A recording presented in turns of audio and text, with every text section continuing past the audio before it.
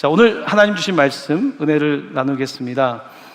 지난 주까지 저희들은 믿음의 경주라고 하는 제목으로 5주 동안 말씀을 나누었습니다. 이번 11월은 감사 주간인데 어떤 말씀을 나눠야 하면서 최근에 제 마음에 주신 감동이 있어서 2주 동안 짧지만 의미 있는 설교 시리즈를 준비했습니다.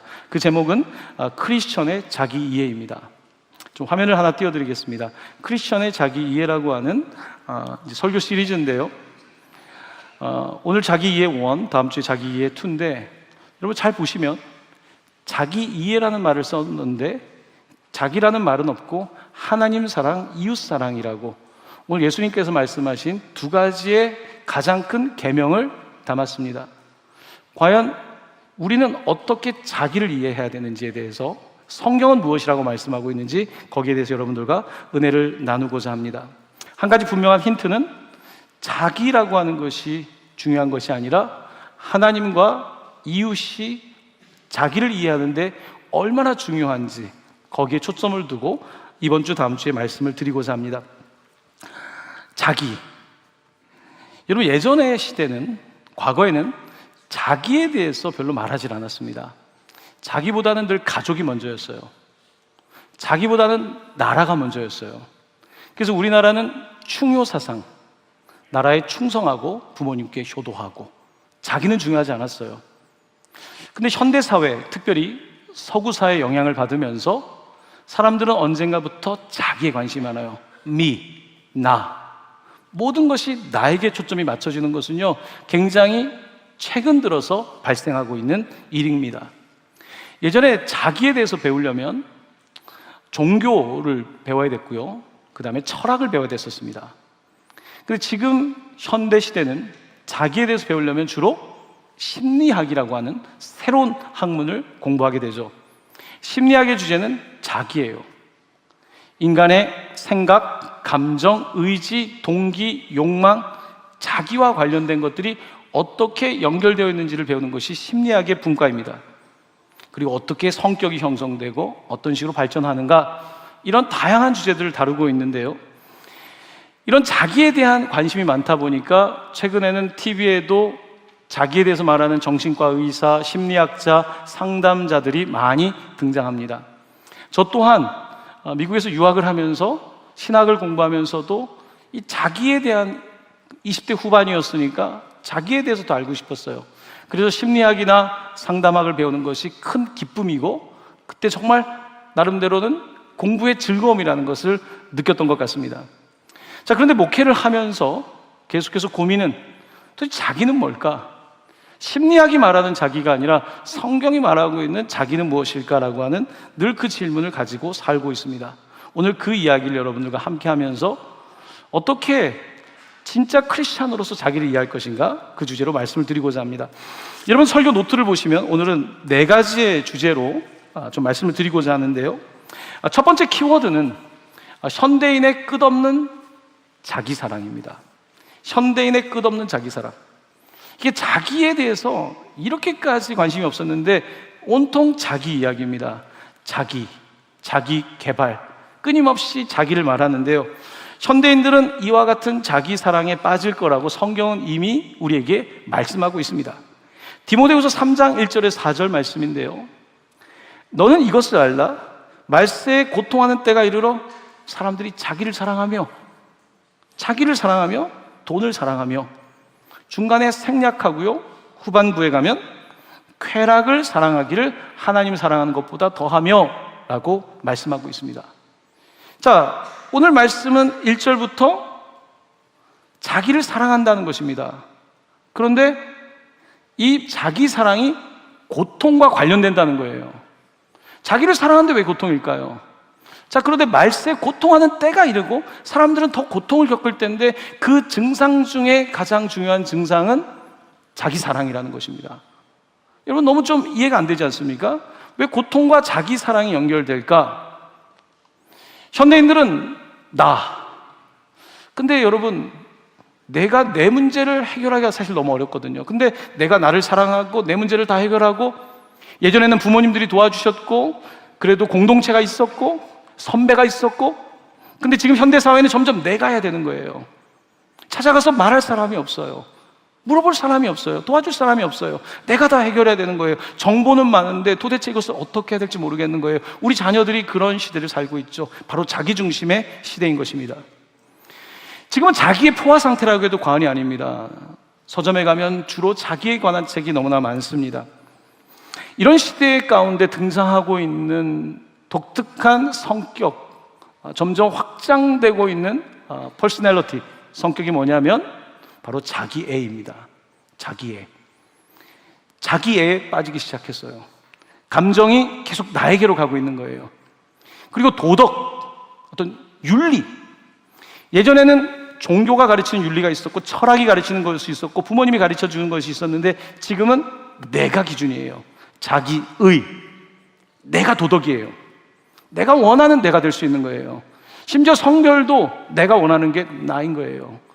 철저하게 자기가 결정한다라고 하는 이것은 굉장히 자유를 주는 것 같고 우리에게 뭔가 결정권을 주고 있는 것 같지만요, 자기가 결정한다는 것은 사실 굉장히 피곤한 일인 것입니다. 오늘 우리 사회는 이렇게 점점 자기에게 집중하고 있고 자기에게 대해 집중을 넘어서서 자기에게 집착하는 단계로 가기 시작한 것입니다. 성경은 자기를 사랑하라고 하지 않습니다, 여러분. 복음은 자기를 사랑하라고 절대 말하지 않습니다. 말세에 고통하는 때가 이르러 자기를 사랑한다는 것이지 자기를 사랑하라고 성경은 절대 말하지 않습니다. 오늘 본문에서 예수님께서는 분명히 하나님을 사랑하라고 하셨지 자기를 사랑하라고 하신 적이 없습니다. 자, 이렇게 지금 말씀 보면 사람들이 자기를 사랑하고 자기를 사랑한다는 것은 결국은 내가 돈이 있어야 되니까 돈을 사랑하며, 자, 중간에 점점점 찍은 데는 어떤 말씀이 있냐면요, 교만, 비방, 무정, 분노, 무절제, 부정적인 정서, 부정적 감정을 다 리스트를 하고 있습니다.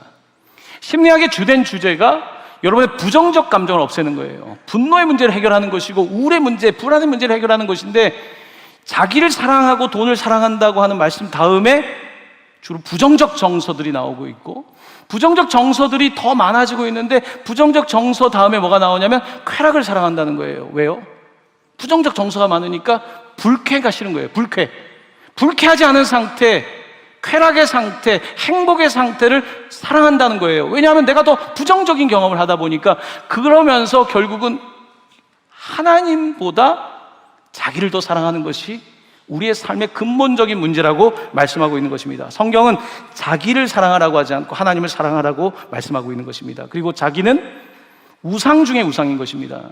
뱀이 우상이고 저기에 돌이 우상인 것이 맞지만 그것 뒤에 있는 진짜 우상은 바로 자기라고 성경은 말씀하고 있는데, 현대사회는 자기는 계속해서 사랑하라, 자기를 돌아보라 라고 말하고 있는 것입니다.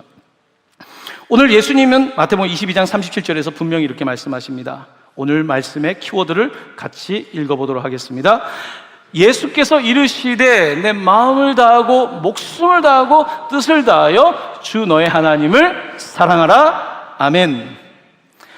하나님을 사랑하라고 하셨지 너의 모든 힘을 다해서 너 자신을 사랑하라고 하신 적이 없습니다. 자, 이렇게 자기에 집중하고 있는 이 시대에 발생하는 문제점이 있습니다. 두 번째입니다. 그건 뭐냐면, 제가 잘못 썼는데 확인이 아니고 확신이 없는 자기. 사람들이 확신이 없어지기 시작한 겁니다. 하나님을 믿을 땐 확신이 있었어요. 가족의 뿌리가 있을 때 확신이 있었는데 점점 확신을 잃기 시작했고 자기가 이제 숙제가 된 거니까, 그때 사람들의 가장 큰 관심은 요즘 흔히 대중심리학에서 말하는 자존감, 셀프 에스팀이라고 하는 주제가 등장하게 되는 겁니다. 자존감이라고 하는 것은, 셀프 에스팀이라고 하는 것은요, 자기 존중감, 자기의 가치인 거예요. 자존감이 높으면 좋겠다, 자기 스스로가 존중감을 가져라, 나쁜 말은 아닙니다만 여기에 좀 문제가 있습니다. 자존감이라고 하는 것이 내가 갖고 싶다고 이렇게 쉽게 가져지는 게 아니에요. 왜냐하면 나를 존중하고 내가 가치 있다라고 하는 경험은 다른 사람이 나를 그렇게 인정할 때 자존감이 생기는 거예요. 어린 시절에 내가 존중을 받지 못했고, 내가 사람들에게 긍정적 평가를 받지 못했고, 내가 그런 경험들이 누적돼 있다면 자존감이 높긴 어려운 거예요. 자, 그러면 나에 대한 평가와 기준은 어떻게 결정되는 것입니까? 각 사회와 문화마다 다르겠죠. 한국 사회에서 어릴 때부터 내가 평가되는 기준은 뭡니까? 그것은 주로 학업이에요. 학업. 공부하는 업, 학업. 공부를 잘하면 업은 여러 가지 있잖아요. 농업도 있고 공업도 있고 서비스 업도 있는데 학업을 잘해야 된다는 거예요. 그게 나에 대한 셀프 에스팀, 나에 대한 존재를 인정받을 수 있는 길인 거죠. 자, 그런데 가정에서 학창 시절을 지나면서 내가 이런 부분에서 좋은 평가를 받지 못한 사람이 자기 자존감이 높기는 어렵겠죠. 그러니까 자존감은 스스로가 갖는 것이 아니라 주변에서 만들어주는 거거든요. 자, 그래서 자존감이 낮다는 것은 결국은 내가 인정을 많이 못 받았다는 뜻이고, 인정을 받고 싶은 욕구가 강하다는 거죠. 인정받고 싶은 거예요. 많은 사람들이 인정받고 싶은 것입니다. 더 인정받고 싶은 거예요. 외모도 더 예쁘다는 말을 들어야 될 것이고, 더 성공했다는 말을 듣고 싶고, 더 잘한다는 말을 듣고 싶고, 우리는 더 more 점점점 그렇게 자존감이라고 말하지만 너무나 어려운 숙제를 받게 된 것입니다. 자, 이런 현대인들이 가지고 있는 문제를 어떻게 성경의 말씀에 빗대서 말씀드릴 수 있을까? 야고보서 1장 8절입니다. 같이 말씀을 봉독하겠습니다. 두 마음을 품어 모든 일에 정함이 없는 자로다. 아멘. 현대인들의 고통은 두 마음이 있다는 거예요. 두 마음. 왜냐하면 지금 현실에 내가 느끼는 나와 내가 되고 싶은 나, 아이디얼한 셀프와 현재 나의 셀프 사이에 간극이 존재하다 보니까 이제 정함이 없는 것입니다. 마음에 정함이 없어요. 여러분, 마음에 요즘 매일매일 흔들리죠? 근본적인 것도 흔들리기 시작했어요. 오늘은 남자인가? 내일은 여자인가? 나는 살 가치가 있는가? 살 가치가 없는가? 우리는 끊임없이 자기에게 모든 문제를 가져오는 거예요. 자, 그런데 문제점은 여기에 있습니다. 심리학이나 이런 현대 학문이 분명히 자기를 이해하는 데 큰 도움을 줘요. 문제를 이해하게 하는 데도 도움이 돼요. 근데 해결책을 주지 못한다는 거예요. 여러분, 암을 진단할 수는 있어요. 근데 암을 해결하는 건 다른 문제예요. 우리가 생각하고 있는 수많은 문제들에 대해서 자기에 대한 수많은 책들이 있고 한데 그것을 읽는다고 해서 해결이 되면 좋겠는데 해결이 안 된다는 거예요. 문제를 더 많이 아는데 해결은 다른 거예요. 때로는 이제 상담을 할 때 어린 시절부터 다 이야기를 하다 보면요, 마치 자동차를 분해하듯이 이것도 떼어내보고 이것도 떼어내보고 다 분해를 했어요. 아, 이렇게 해보니까 문제점이 드러났어요. 해결은 합쳐야 될 거 아니에요. 너무 어려운 거예요. 어떻게 이걸 합쳐야 될지. 이게 그냥 어떤 단순한 어떤 기계 구조라면 괜찮지만 하나의 생명에 관한 어떤 인격에 관한 부분들을 다시 이것을 조립하는 것처럼 할 수는 없거든요. 바로 그런 문제들이 발생하다 보니까 현대의 자기는 확신이 없습니다. 자신감도 없고요. 그냥 떠다니는 것 같은 플로팅, 떠다니는 것 같은 그런 느낌을 받을 때가 많습니다. 자, 그러면 자기라고 하는 것을 이해하는 것도 중요하지만 자기에 대한 솔루션, 자기에 대한 근원적 해결 방법을 찾아야 되는데 그 근원적 해결은 오늘 두 번째 주제입니다. 사랑이란 무엇인가? 결국은 사랑이라고 하는 거죠. 결국은 사랑이 문제를 해결하는데 이게 너무 크고 어려운 주제이죠. 첫 번째, 하나님은 사랑이시라. 무슨 이야기냐면 자기의 문제는 자기가 해결할 수 없다는 것입니다. 내 문제는 내가 해결할 수 없다. 여기까지만 와도 훌륭한 거예요. 내 문제는 내가 해결할 수 없다. 자기의 문제는 자기가 해결할 수 있는 것이 아니다라는 것입니다. 자, 그렇다고 한다면 어떻게 내 문제를 해결할까? 기독교는 자력신앙이 아닙니다. 타력신앙이에요. 기독교는 자기 사랑으로 더 나아지고 더 나아지고 더 나아져서 더 많이 자기를 사랑하는 것이 아닙니다. 나를 사랑하는 것이 아니라 나를 오히려 잃는 거예요. 나를 잃어버리는 거예요. 그리고 더 예수님을 얻는 것이고 하나님을 사랑하는 것인데 어떻게 하면 이 사랑을 경험할 수 있을까요? 여러분, 사랑은 하나님께서 인간에게 독특한 구조로 만드신 겁니다. 여러분, 하나님께서 자기를 그렇게 대단하게 만드셨다면요, 우리가 태어날 때 분명히 성인으로, 어른으로 왔어야 돼요. 오늘 아기가 기도 받았지 않습니까? 은율이가? 자, 기도 받는데 이 아이는 24시간 동안 돌봐야 돼요. 여러분, 자기 스스로가 해결이 안 돼요. 인간은 원래 자기 스스로가 안 되게 되어 있어요. 안 되지 않습니까? 근데 내가 좀 컸다고 된다고요? 내가 20살이 되니까 됐다고요? 저도 20살이 되면 될 줄 알았어요. 30이 되면 될 줄 알았어요. 40이 되면 알 줄 알았어요. 부록이 돼서 뭔가 좀 알 줄 알았어요. 자기의 문제는 그렇게 해결되는 게 아니라는 거예요. 하나님께서는 분명히 한 남자와 한 여자를 통해서 정말 말도 못하고 유일한 커뮤니케이션 수단은 우는 것밖에 없는 이 아이를 돌보게 하셨어요. 사랑이라고 하는 것은요, 자기 사랑이 아니에요. 내가 부모님을 통해서 누군가에게 신세를 지고 받을 때 그게 사랑의 시작이고, 하나님은 그렇게 사랑을 만드신 거예요. 그래서 부모님이 사랑하는 것이고, 부모님이 나이 들면 이제 자녀가 부모님을 더 사랑해야 되는 거죠. 바로 이것이 하나님의 사랑일진데, 우리는 하나님의 사랑을 잃어버리고 자기 사랑에 집중하고 있지만 더욱더 힘들어지는 거예요. 나에게 집중하면 집중할수록 점점 부정적 감정이 더 많아져요. 점점 나에 대해서 알고 싶어요. 저도 나에 대해서 많이 알고 싶었어요. 더 분석하고 들어갔더니, 여러분, 땅을 깊이 파면요, 못 나와요. 나를 이해하는 건 좋은데 이해하고 땅을 파고 들어갔는데, 알긴 알겠는데 나올 수가 없는 거죠. 어떻게 하면 나올 수 있을까요? 그 하나님의 사랑을 경험하는 것인데, 그 하나님의 사랑은 오늘 성경이 우리에게 그것을 가르쳐주고 있는 거죠. 오직 사랑이, 하나님은 사랑이시라, 그 사랑이 우리를 회복시키는 건데요. 자, 두 번째 주제, 그 다음 두 번째는 뭐냐면 사랑받는 자라는 겁니다. 여러분은 예수님을 통해서 사랑받는 자라는 거예요. beloved라는 표현인데요, 요한 사도는 특별히 요한 서신에서 그 성도들을 부를 때 사랑하는 자들아, my beloved, my dear, 내가 사랑하는 여러분이라는 표현을 많이 써요. 여기 사랑하는 자라고 번역이 되어 있는데 원어는 사랑받는 자가 가깝습니다. 사랑받는 여러분, 사랑받은 여러분. 이게 사실은 내가 사랑받았나? 여러분 생각하지 않습니까? 근데 성경은 분명히 사랑받은 여러분, 사랑은 받는 거라고 분명히 말씀하고 있는 것입니다. 마가복음 1장 11절에서 예수님께 세례를 받을 때 하늘이 열리고 음성이 들렸습니다. 한번 같이 읽어볼까요? 너는 내 사랑하는 아들이라, 내가 너를 기뻐하노라. 아멘. 너는 내 사랑받는 아들이다, beloved son이라고 말씀하고 있습니다. 자, 오늘 지금 이 두 번째 주제에서 사랑받는 자는 누구냐면 성취하는 자가 아니라 받는 자이다 라고 하는 중요한 가르침인데요, 팀 켈러 목사는 그 앞에 방금 전에 있었던 걸 좀 보여주시면요, 팀 켈러 목사는 이렇게 말합니다. 우리 현대인들은 계속해서 achieve, 성취를 통해서 사랑을 경험한다는 거예요. 내가 이걸 잘하게 되면 사람들이 날 인정해 주잖아요. 박수 쳐 주잖아요. 끊임없이 achieve를 통해서 더 사랑을 받는다고 느낀다는 거예요. 근데 진짜 사랑은 achieve, 성취가 아니라 receive다, 받는 거라고 말씀하는 거예요.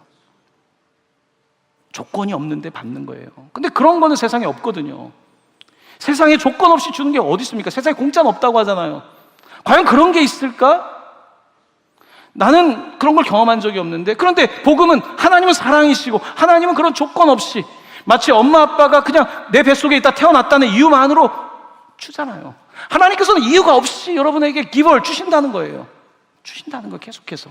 근데 우리는 그것을 느끼지 못하니까, 사랑이 없는 것이 아니라 내가 그걸 리시브하지 못하고 느끼지 못하는 것이죠. 그 이유는요, 우리의 사랑이 불완전하기 때문입니다. 우리의 사랑이 죄 가운데 영향을 받아서 그래요.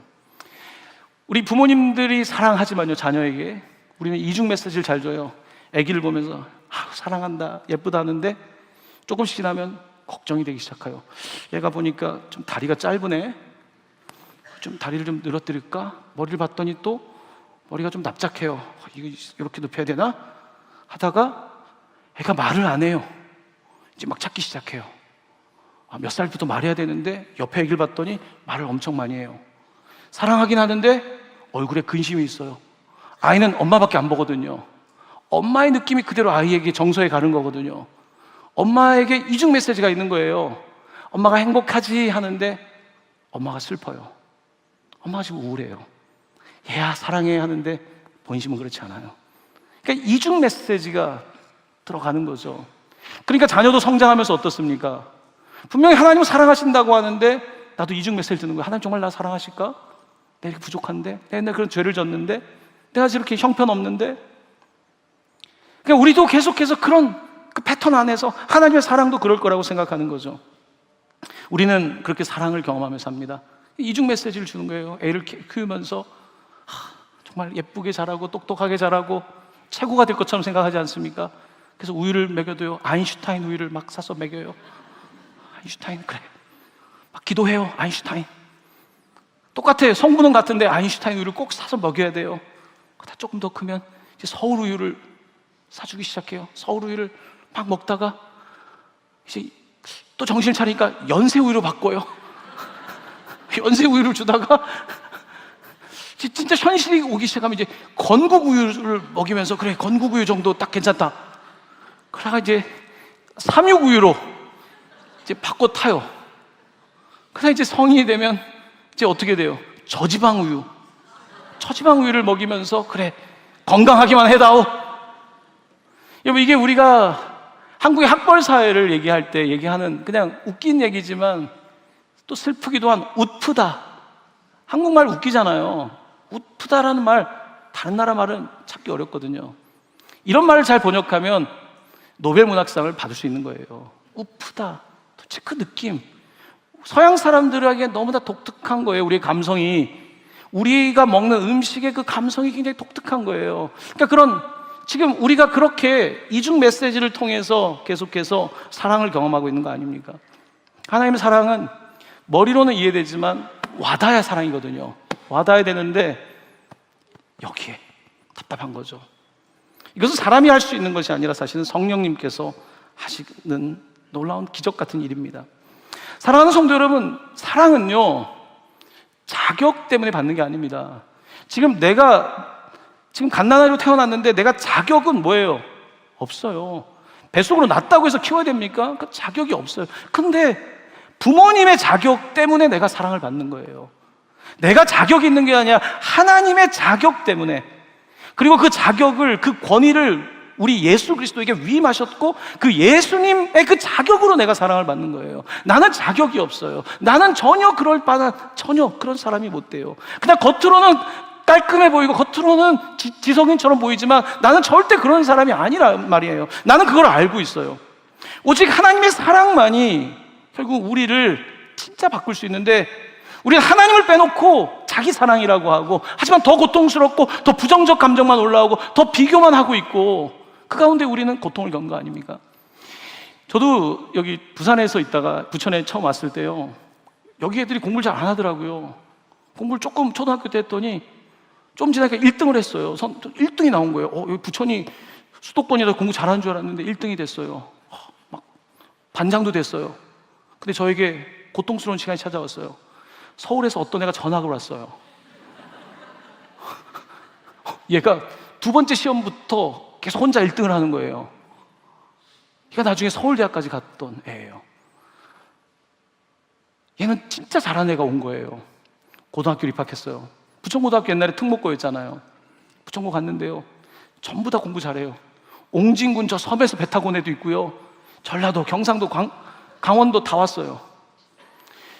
공부를 다 한다고 생각했는데 애들이 전부 다 표정들이 안 좋아요. 저도 한 번도 10등 바깥으로 물러난 적이 없는데 처음에 시험 봤더니 20몇 등을 나오더라고요. 여러분, 그 정도면 잘한 거잖아요. 그건 여러분 생각이고요. 저는 그때 굉장히 자존감이 떨어졌어요. 공부를 하는데 왜 공부 잘하는 놈만 내 옆에 앉았어요? 다 서울대 갈 수학을 전국에서 제일 잘하는 애들이 내 옆에 2명이 딱 앉아 있어요. 선생님들이 걔들의 이름을 불러요. 내 이름 몰라요. 난 수학을 못하는 줄 알았어요. 이렇게 수학을 못해서야 미국에 대학원을 가려고요, 수학 시험을 봤어요. 점수가 너무 높은 거예요. 공부도 안 했는데 나 수학 잘하네? 그러니까 나는 잘하는데 옆에 애 때문에 내가 못하는 거예요. 세 번째 주제입니다. 천국에는 거울이 없다. 한번 따라해 보실까요? 천국에는 거울이 없다.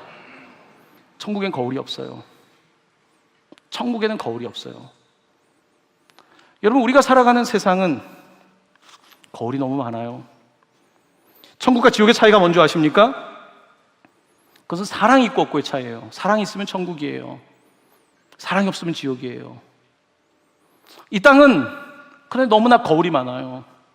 계속해서 나를 봐야 되는 거예요. 비교할 수밖에 없어. 나를 볼 수밖에 없잖아요. 끊임없이 오늘도 눈 뜨자마자. 그리고 지금 같은 이미지 시대에, 지금 같은 시대 가운데 사람들은 어때요? 계속해서 노출되잖아요. SNS에 우리 자녀들은 더 많이 노출되잖아요. 끊임없이 비교하잖아요. 바로 계속해서 천국을 살고 싶지만 나는 계속해서 분리되는 거죠. 그리고 자신도 없어지고. 요즘 청년들은요, 취업하기도 쉽지 않아요.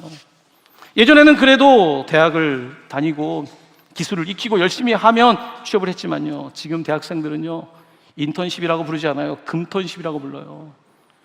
월급도 못 받는데 가서 금턴을 해야 돼요. 이게 그들의 현실이라는 것입니다. 정말 이런 거울이 끊임없이 나를 보는 것 같은 이런 세상을 살아가면서 천국을 경험하는 거 쉽지가 않습니다. 자기 사랑이요? 계속 자기 사랑할수록 나는 더 힘들어요. 내가 계속 보이니까요. 부모님이 너 괜찮아, 친구들이 괜찮아, 설교 시간에 괜찮다고 해도요, 또 나가면 또 거울 앞에 서고 나는 끊임없이 나 자신과 분열되는 그와 같은 현상을 경험하게 되는 것이죠. 천국이 아닌 거죠. 사랑하는 성도 여러분, 천국은 어떤 걸까요? 고린도서 13장 12절, 고린도서 13장은 사랑절이에요. 사랑 언제나 오래 참고 온유하고. 거기 결론적으로 뭐라고 말씀하십니까? 우리가 지금은 거울로 보는 것 같이 희미하나. 세상에는 거울이 많은데 그게 너무나 희미하게 보여주는 거예요. 거짓으로 보여주는 거예요. 그 거울 가운데 살고 있는데 그때는 천국은 얼굴과 얼굴을 대하여 본다는 거예요. 지금은 내가 부분적으로 알아요. 부분적으로. 우리가 학생들 평가할 때 부분적으로 평가하잖아요. 수학을 잘하면 공부 잘하는 애, 영어 잘하면 잘하는 애, 국어 잘하면 잘하는 애. 다른 과목은요, 요즘 가장 어려운 선생님들 윤리 선생님이잖아요. 윤리를 잘하는 건요, 의미 없어요. 도덕을 잘하는 거 의미 없어요. 착한 거 의미 없어요. 부분적으로 알고 부분적으로 평가하는 이 세상 가운데 하나님의 천국은 무엇인가? 내가 부분적으로 알지만 그때는 주께서 나를 아신 것 같이 내가 온전히 accept 되는 거죠. 내가 achieve, 뭔가를 성취하는 것이 아니라 내가 receive, 주님이 나를 그대로 받아주시는 그 놀라운 그 사랑, 바로 이것이 천국이라고 말씀하고 있는 것입니다. 요한계시록의 요한은요, 천국을 보죠. 천국의 환상을 봅니다. 그가 이 환상을 볼 때는 유대인들이 가장 사랑하는 예루살렘이 로마에 무너지고 불타 없어진 그 시대입니다. 그가 환상을 보는데요, 계시록 21장 22에서 23절입니다. 예루살렘 성의 환상을 보여요. 성 안에서 내가 성전을 못 봤어요. 예루살렘 성 어디 갔지? 불타 없어졌나? 근데 천국은 그게 아니었어요. 내가 성전을 보지 못하였으니 이는 주 하나님 곧 전능하신 이와 및 어린 양이 그 성전이심이라. 성전이 필요 없는 거예요. 성전이 필요 없는 거예요. 성전은 그림자에 불과해요. 진짜 성전은 예수 그리스도이고 예루살렘은 그 성전의 그림자에 불과하고 모든 성전은 예수의 그림자에 불과한데 사람들이 드디어 성전을 보는데 그 성전은 건물이 아니에요. 역사도 아니에요. 예수님 자신인 거예요. 그 성은 해나 달에 비침이 쓸데없으니 이는 하나님의 영광이 비치고 어린 양이 그 등불이 되심이라. 아멘. 천국은요, 거울이 없어요. 보면 하나님이 보여요. 또 하나님이 보여요. 여기도 예수님이고 저기도 예수님이고. 나를 볼 필요가 없어요. 왜 나를 봅니까? 현대인의 비극은요, 자기를 보는 데 있습니다. 자기를 아는 건 좋지만요, 자기를 본다고 해서 해결되지 않는다는데 아픔이 있는 거예요. 저도 심리학을 공부하고 상담을 공부하면서 그래, 나를 더 알면, 알 때 너무 좋았어요. 너무 좋았어요. 행복했어요. 하지만 안다고 해서 내가 도덕적이 되는 게 아니더라고요. 내가 안다고 해서 의로워지는 것도 아니고, 내가 안다고 해서 되는 게 아니더라고요. 내 안에는 아는 것과 내가 바뀌는 것은 다른 문제였던 거예요. 나는 곤고한 사람이었던 것이죠.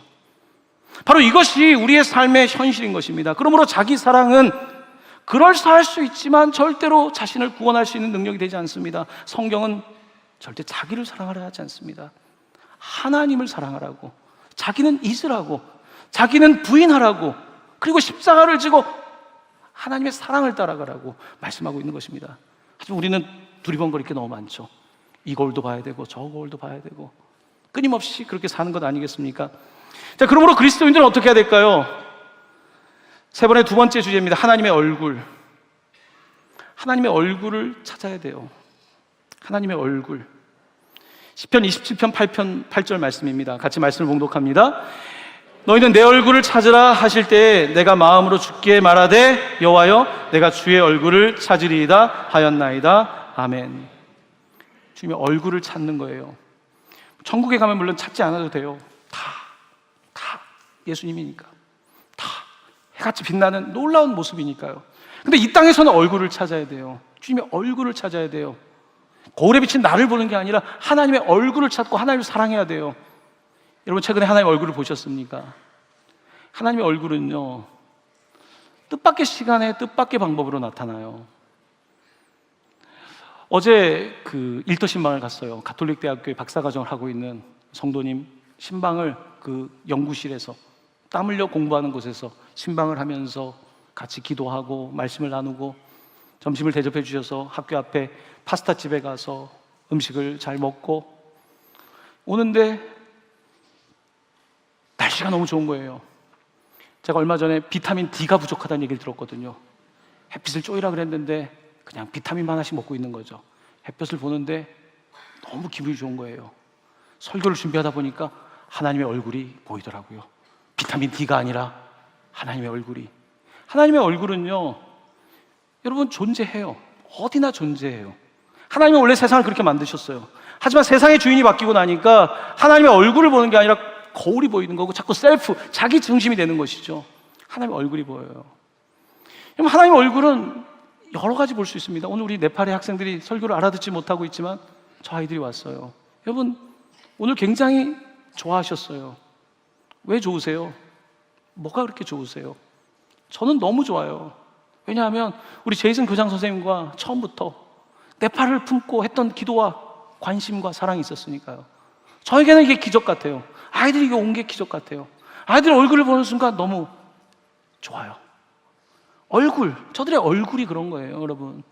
오늘 우리가 천국이라고 하는 것은 죽어서 가는 곳이지만요, 이 땅에서 천국을 경험하지 않고 갑자기 천국 가는 게 아닙니다.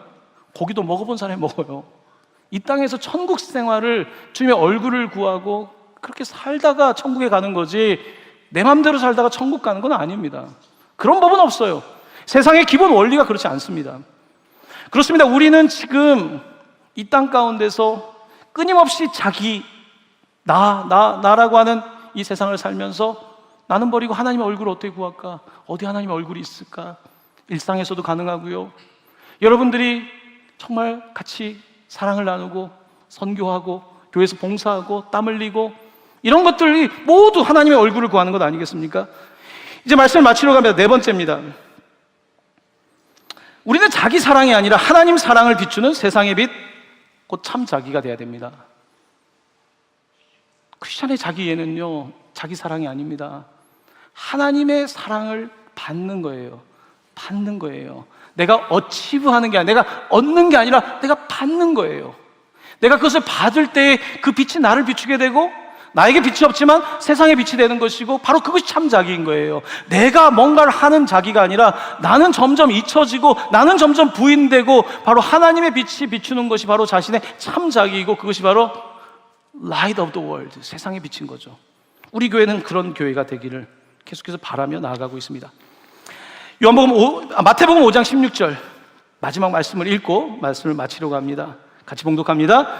이같이 너희 빛이 사람 앞에 비치게 하여 그들로 너희 착한 행실을 보고 하늘에 계신 너희 아버지께 영광을 돌리게 하라. 아멘. 아멘.